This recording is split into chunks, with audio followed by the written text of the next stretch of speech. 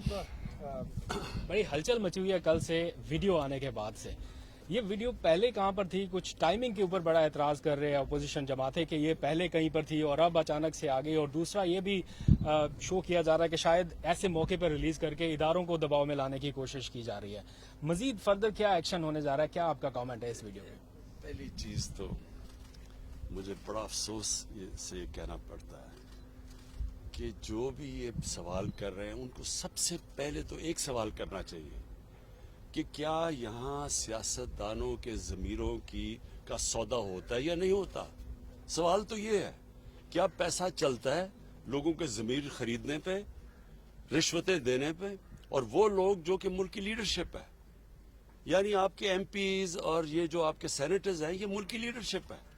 तो जो रिश्वत दे के सेनेटर बनता है और वो जो एमपीज अपने ज़मीर बेचते हैं, यानी सवाल तो ये है सबसे बड़ा। और पहले अगर ये सवाल अगर लोग पूछें कि ये क्या अभी हुआ है, ये 30 साल से हो रहा है, इसमें सबको पैसा मिलता है और लीडरशिप को पैसा मिलता है। और मुझे कैसे पता है? क्योंकि मुझे खुद पैसे की ऑफर आई हुई है। मुझे पहले 5 साल पहले जब हमारा सेनेट का इलेक्शन था, उन्होंने हमें पैसे की ऑफर की, तब मुझे पता चला कि ये तो ऊपर ये क्यों नहीं, जब एक पॉलिटिकल लीडरशिप को पता है कि पैसा चलता है, इन्होंने क्यों नहीं कोशिश की चेंज करने की? क्योंकि ये खुद पैसे बनाते हैं इसमें से। और ये जो सारी हमारी जमहूरियत की नफी है, ये कौन सी जमहूरियत है कि आप पैसे बना के दे के सेनेटर बन जाए? और ये कौन से मेंबर्स ऑफ पार्लियामेंट हैं जो कि पैसे लेके अपनी वोट बेचे? तो ये तो जमहूरियत की नफी हो गई। और ये सवाल पूछना कि वीडियो मेरे पास थी, मेरे पास अगर ये वीडियो होती तो वो जो हमने 20 लोग निकाले थे, उन्होंने 2 ने तो मेरे पे केसेस किए होते, मैं अदालत में क्यों ना ये वीडियो ले जाता अगर मेरे पास होती। हमारा वकील जो 2 साल से जब जा रहा है अदालत में, तो वो वीडियो दिखा देता, केस ही खत्म हो जाता अगर मेरे पास ये होती पहले। सवाल ये नहीं है, फिर से मैं कहता हूं, इन लोगों ने ये चोर जो अपने आप को सियासतदान कहते हैं, ये जो पीडीएम के अंदर ये जो सारी अपनी चोरी बचाने के लिए यूनियन बनी हुई है, इन सारों से सवाल ये पूछना चाहिए कि जब आपको पता था 30 साल से, तो मैं तो बाद में आया हूं, 30 साल से आपकी पार्टी पावर में है, क्यों नहीं आपने इसको रोकने की कोशिश की? प्राइम मिनिस्टर साहब ये बताइएगा कि आप अभी आपने आप चीजों को छुपाने पे बिलीव नहीं करते, सारी रिपोर्टें आप मंजर पे ले आते हैं। ये आप कई दफा फरमा चुके हैं, कह चुके हैं कि मुझे ऑफर हुई थी माजी में, तो आज ये बता दें कि वो ऑफर किसने की थी, कौन सी सियासी जमात थी, कौन सा फर्द था, ताकि उसका भी चेहरा सबके सामने आया जो आपके पास गया और पैसे लेके ऑफर की कि सेनेट की सीटें बेची जा सकती हैं, खरीदी जा सकती हैं। मुझे एक आदमी ने ऑफर नहीं की, कई लोगों ने ऑफर्स भिजवाई कि अगर आप हमें इस सेनेट की सीट दे दें तो कहीं हम इतना पैसा देने के लिए तैयार हैं, आप शौकत खान हमें दे दें। इस तरह की ऑफर्स होती है। एक मिनट सुन ले देखें, एक ने नहीं दी, कईयों ने दी है। और ये मुझे नहीं मिलती, मेरे और लोगों को जो और मेरे मसलन जो समझते हैं ना पार्लियामेंट्री बोर्ड में है, उनको भी लोग पैसे ऑफर करते हैं कि जनाब अगर सेनेटर बना देते थे। इस वक्त बलूचिस्तान में एक सेनेटर बनने का जो रेट जा रहा है 50 करोड़ से 70 करोड़ पे जा रहा है, कि एक सेनेटर बनने के लिए तकरीबन 50 से 70 करोड़ रुपए वो खर्च करेंगे बनने के लिए। तो मुझे बताएं कि उन्होंने क्या बलूचिस्तान की, वो जो इतना पैसा खर्च करेगा वो कोई हातम ताई तो नहीं है, वो आके पैसा बनाएगा। तो पैसा किससे बनाएगा? पाकिस्तानी अवाम की खाल खींचेगा, पाकिस्तान का खून चूसेगा, इस तरह ही पैसा। कोई वो 70 करोड़ रुपया, कोई 50 करोड़ रुपया ऐसे तो नहीं खर्च करता। प्राइम मिनिस्टर साहब ये बताइएगा, प्राइम मिनिस्टर साहब ये बताइएगा, अभी आपने जिस कादिर ने वीडियो का जिक्र किया सर, इसमें जो जिन्होंने पैसा लिया, जिन्होंने दिया, वो तो सामने आ गए। इसके नतीजे में जो सेनेटर्स मुंतखब हुए, आपने तो कल कार्रवाई की और अपने वजीर कानून को आपने हटा दिया, लेकिन इसके नतीजे में जो सेनेटर्स मुंतखब हुए, आपको नहीं लगता कि इलेक्शन कमीशन को उनके खिलाफ आर्टिकल 62-63 की कार्रवाई करनी चाहिए? और साथ ही सर, इस वीडियो के आने के बाद मौलाना फजलुर रहमान ने आपको उनसे सियासत सीखने का मशवरा दिया, इस पर भी कमेंट करते सर। देखें, इसमें जो ये इनकी जो लीडरशिप है दोनों मेन पार्टीज की और फजलुर रहमान, ये सबको पता है कि पैसा चलता है। और फजल रहमान तो सबसे ज्यादा पैसा बनाया इसने, इसकी पार्टी में तो वो सेनेटर बन गए जो JUI में नहीं थे, वो बाहर से आके सेनेटर बन जाते। कैसे बनते? सवाल तो इनके ऊपर करना चाहिए। और देखें इस वक्त सबसे इंपॉर्टेंट चीज क्या है, सेनेट इलेक्शन आ रहा है। अब क्या हमें जब पता है कि ये पैसे की पूरी एक सियासतदानों की मंडी लगी हुई है, रेट्स फिक्स हो रहे हैं, तो क्या हमने इसी सिस्टम के तहत इलेक्शन करवाना है? जब ये दोनों पार्टीज ने चार्टर ऑफ डेमोक्रेसी में वाजे कहा था, इनके चार्टर में लिखा हुआ है कि ओपन बैलेट होनी चाहिए। पिछली बारी ये नून लीग ने बार कहा कि जब ओपन बैलेट होना चाहिए, मैंने तायद की नून लीग के हाँ जी ओपन बैलेट होना चाहिए। आज ये क्यों पीछे हट गए हैं? मैं तो ये सवाल पूछ रहा हूं। जब पता है अब असल इशू ये है सेनेट इलेक्शन, बाद में तो तफ्तीश करते रहें। इशू ये है कि क्या सेनेट इलेक्शन हमने इसी करप्ट सिस्टम के जरिए लड़ना है या ट्रांसपेरेंसी लेके आएंगे, ये सारा इशू है बस। अच्छा प्राइम मिनिस्टर साहब, पाकिस्तान एक ज़रूरी मुल्क है और हमने देखा है कि कल भी कैबिनेट ने गंदम और चीनी इंपोर्ट करने की बात की है और इसकी इजाज़त भी दी है। ज़रूरी मुल्क होने के बावजूद हम चीज़ें इंपोर्ट कर रहे हैं खाने पीने की। साथ साथ हमने देखा कि कंस्ट्रक्शन के ऊपर आपने पूरा जोर लगाया, उसके नताइज तो सामने आए, लेकिन अब ज़राअत के ऊपर भी आप मीटिंग्स कर रहे हैं। सर हम जहाँ भी जाते हैं लोग हमसे कहते हैं, आप वज़ीर-ए-आज़म से बात करते हैं तो उनसे पूछें इतनी महंगाई क्यों हुई? सर ये इस हवाले से ज़रा आवाम के जो खदशात हैं उस पर ज़रा जवाब। देखिए ये बिल्कुल ठीक बात है आपकी। महंगाई की सबसे बड़ी वजह क्या है?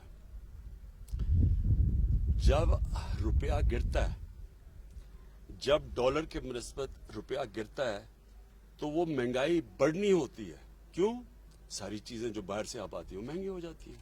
जब पीपल्स पार्टी आई 2008 में, तो तब रुपया गिरा, तब 25% रुपया गिरा, 25% तक महंगाई चली गई। आप उठा के देख लें 2008-9 में आज से बहुत ज्यादा महंगाई हुई क्योंकि रुपया गिरा था 25%। हमारी बारी 24.5% रुपया गिरा जब हम आए। और वो रुपया क्यों गिरता है? क्योंकि जब आपकी इंपोर्ट्स ऊपर चली जाती हैं, एक्सपोर्ट्स नीचे चली जाती हैं, डॉलर ज्यादा मुल्क से बाहर जा रहे होते हैं बजाय अंदर आने के, रुपया गिर जाता है। रुपए की डॉलर की शॉर्टेज होती है, वो डॉलर ऊपर रुपया नीचे। जब रुपया नीचे गिरता है, तेल महंगा, तेल महंगे के मतलब सारी ट्रांसपोर्ट महंगी, उसका मतलब बिजली महंगी, आधी बिजली तेल से बनती है, गैस आधी गैस बाहर से इंपोर्ट होती है वो महंगी, उसके बाद दालें महंगी, 70% दालें बाहर से आती है वो महंगी, घी वो बाहर से आता है घी महंगा, और फिर जब बाहर की कीमतें बढ़ती हैं फिर महंगी, पेट्रोल की कीमत बढ़े फिर महंगी। यानी जो महंगाई है, अगर आपका आज अल्लाह करे हमारी एक्सपोर्ट्स बढ़नी शुरू हो जाए, जो बढ़नी शुरू हो गई हैं, और हम इंपोर्ट्स से ज्यादा एक्सपोर्ट शुरू कर दें, तो हमारा रुपया मजबूत होगा, महंगाई कम हो जाएगी। सो ये याद रखें कि ये सबसे बड़ी वजह। दूसरी वजह बदकिस्मती से ये थी कि हमारी 2 बारिशें मौसम की तब्दीली की वजह से गलत टाइम पे आ गई, तो जो हमारी गंदम होनी थी अच्छी भली, वो हमारी बारहनी गंदम कम हुई, तो जब उसकी कम हुई तो इम्पोर्ट करनी पड़ गई। अच्छा खान साहब, एक तो वीडियो आने से आपके मौक़िफ़ की तायीद हो गई कि जो हॉर्स ट्रेडिंग है वो होती है, साथ साथ जो है अपोजिशन जो है वो कहती है कि आपके जो अरकान असम्बली हैं वो इंटैक्ट नहीं है, इसलिए आप लोग जो है ओपन बैलेट से इंतखाब करना चाहते हैं। सेकेंडली, लॉ मिनिस्टर को सैक कर दिया, जो बाकी लोगों के नाम आ रहे हैं जिस तरह परवेज खटक साहब, और कहा गया कि वहाँ पर स्पीकर हाउस के अंदर सारा मामला हुआ, तो उनके खिलाफ भी कोई कार्रवाई का प्लान है? देखिए सबसे बड़ी चीज क्या है कि जी हमारे मेंबर जा रहे हैं या नहीं जा रहे हैं, ये इशू नहीं है। मैं 5 साल पहले तो मेरे मेंबर आ नहीं जा रहे थे, मैं तो 5 साल से लगा हुआ ओपन बैलेट की।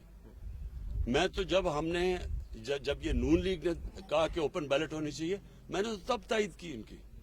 तो ये तो अब से नहीं मैं कह रहा, जब सबको पता है कि सेनेट के इलेक्शन की वोट 30 साल से सबको पता है कि वोट बिकती है। मेरा सवाल यह है कि इन्होंने क्यों नहीं चेंज करने की कोशिश की? और फिर ये जो कहना कि हमारे मेंबर जा रहे हैं या नहीं जा रहे हैं, ये याद रखें गवर्नमेंट के लिए ज्यादा आसान है। हमारे लिए अपनी जितनी हमारी सीटें हैं उनसे ज्यादा हम ले सकते हैं, क्योंकि गवर्नमेंट के पास पावर होती है। इसलिए तो गवर्नमेंट में आके कोई बदलता नहीं है, बाहर कहता है, गवर्नमेंट में आके नहीं करते। हम गवर्नमेंट में बैठ के कह रहे हैं कि ये ओपन बैलेट होनी चाहिए, जबकि मैं आज आपको कह रहा हूं कि यही लोग रोएंगे जबकि देखें जी तहरीक इंसाफ की सीट से ज्यादा मिल गए हमें सेनेटर्स, ये लोग रोएंगे। अभी मैं आपको कह रहा हूं क्योंकि हम ज्यादा सीटें ले सकते हैं। हम एक मुल्क में चेंज लेके आ रहे हैं कि जब करप्शन ऊपर से शुरू होती है, जब आपकी पॉलिटिकल लीडरशिप करप्ट होगी तो क्या थानेदार और पटवारी ठीक हो जाएगा? ओके जी। आखिरी question sir Abbas summer TV से सर लाइटर मूड के अंदर सियासी बातें हो गई। आपके सियासी फॉलोअर्स के अलावा क्रिकेट के फॉलोअर्स भी बहुत हैं। 18 साल बाद साउथ अफ्रीका को हमने रावलपिंडी में सर शिकस्त दी।